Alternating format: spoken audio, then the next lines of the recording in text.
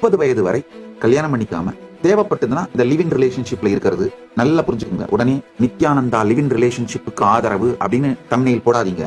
நான் என்ன சொல்ல வரேன்னா, உங்களுடைய உணர்ச்சிகள் முதிர்ச்சி அடையும் பொழுது இந்த ஓவரான ஹார்மோனல் அப்ஸ் அண்ட் டவுன்ஸ் எல்லாம் அடங்கிங்க. வெறும் இந்த ஹார்மோனல் பிரஷர்னால நீங்க வாழ்க்கையை பாக்குறீங்க இல்லையா, அந்த பார்வை முழுமையானது இல்லை அப்படின்னு புரியும் பொழுது அந்த ஹார்மோனல் பிரஷர்னால சினிமால காட்டுற அந்த நாடக காதல், ஹார்மோனல் பிரஷர்னால வர்ற காதல் எல்லாமே உங்க ஜாதிக்குள்ளேயே நடந்தா கூட நாடக காதல் தான். ஏன்னா நாடகங்களை பார்த்து அந்த பிம்பங்களை மனதில் உள்வாங்கி அந்த பிம்பங்களை வைத்துக் கொண்டு கற்பனைகளை வைத்துக் கொண்டு உருவாகின்ற எல்லா காதலும் நாடக காதலே. இந்த நாடக காதல்ல நீங்க எடுக்கிற முடிவை கொஞ்ச நாள் கழிச்சு வருந்துவீங்க, கஷ்டப்படுவீங்க. அது மட்டும் இல்லாம திருமணம்னு நடந்துட்டு உடையும் பொழுதுங்க 2 பேருமே எமோஷனலா உடைஞ்சு போய் வித்ட்ரா ஆயிடுறீங்க.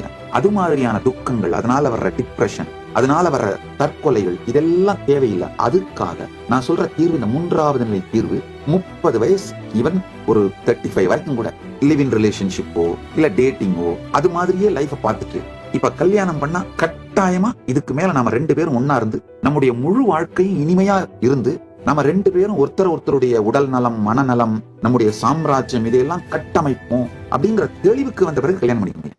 மேலும் விவரங்களுக்கு